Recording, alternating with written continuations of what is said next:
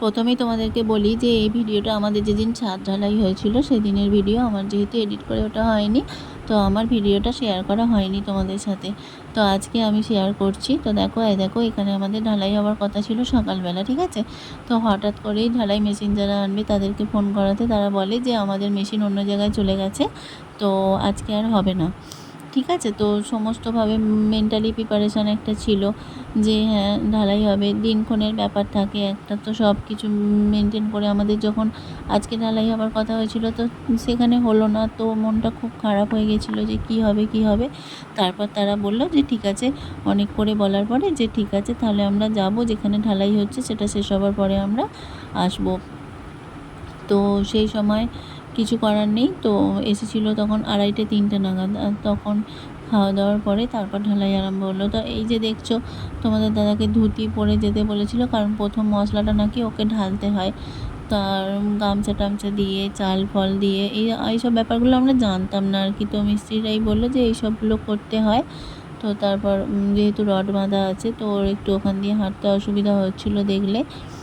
তো এইভাবে তারপর ঢালাইটা শুরু হয়েছিল 3:30 নাগাদ। আমি তো যেহেতু জানি না, কোনো দিন মানে নিজের চোখে দেখিনি কীভাবে ঢালাই হয় আর কি। তো তোমার দাদা বললো যে চলো ওপরে চলো না। আমি প্রথমে বললাম অনেকগুলো লেবার তো যাওয়া আসা করছে, তা থাক যাবো না। বললো চলো এক পাশে গিয়ে দাঁড়িয়ে দেখবে, কিছু অসুবিধা হবে না। এই যে কীভাবে মশলা ঢেলে তাতে ভাইব্রেশন দিতে হয় এগুলো আমি জানতাম না, বা কীভাবে এই যে এগুলোকে প্লেনভাবে চালাচ্ছে এটা আমি জানতাম না। এগুলো নিজের চোখে দেখলাম, এই যে ভাইব্রেশন দেওয়াটা শুনেছি কিন্তু কখনো নিজের চোখে দেখিনি আর কি।